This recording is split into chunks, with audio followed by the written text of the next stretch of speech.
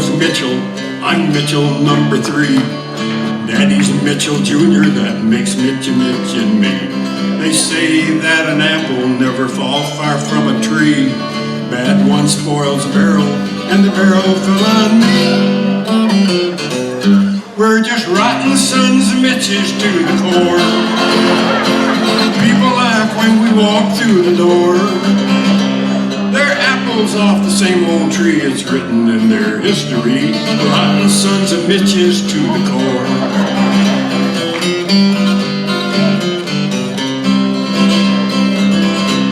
Oh well, I remember back when I went to school, this big old bully teased me. I felt like a fool. One day we got in a fist fight, I knocked him in the ditch. After that they said I was a fighting son of a Mitch. We're just fighting sons of Mitches to the core. People laugh when we walk through the door. Why they won't mount the hill of beans, their destiny is in their genes. Rotten sons of Mitches to the core.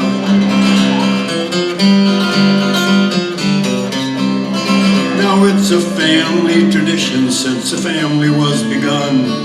Hang the name of Mitchell on every firstborn son.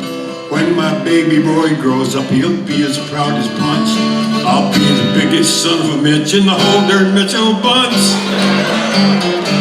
We're just rotten sons of Mitches to the core. People laugh when we walk through the door. They're apples off the same old tree, it's written in their history. Rotten sons of Mitches to the core. We're just rotten sons of Mitches to the core.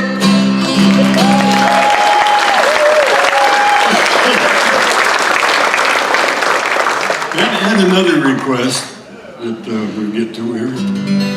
This is a song that me and Kendall Morris put together. And does any of you have an RV? Any of you wish you didn't have an RV? Well, I RV'd it for 30 odd years. But we wrote this song about Kendall's RV. He drove from Maine down to Florida. When he got to Florida, he was telling me all about the bad things that happened to him all the way down. And I said, there ought to be a song in that somewhere. About 2 days later, he come over and handed me 3 verses. He said, here, take this and work on it. And, well, it come out like that. I got to record this for Pine Castle Records. That's my one big claim to fame. I finally went to Nashville and recorded a song.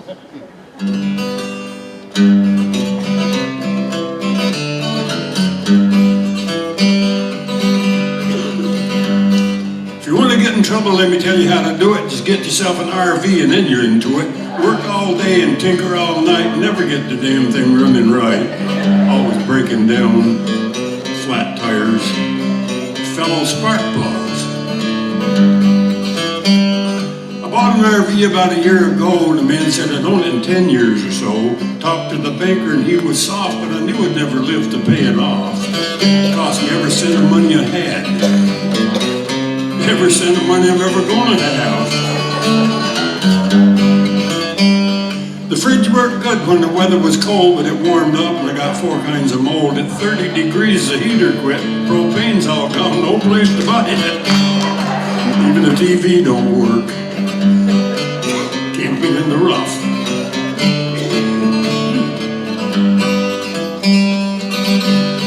I had an experience at Elk Station one day. I pulled the lever and the hose gave way. Got all over me in the RV too. Got done swearing the air was blue. A couple of the next camper were laughing. So was my wife. Till the wind changed.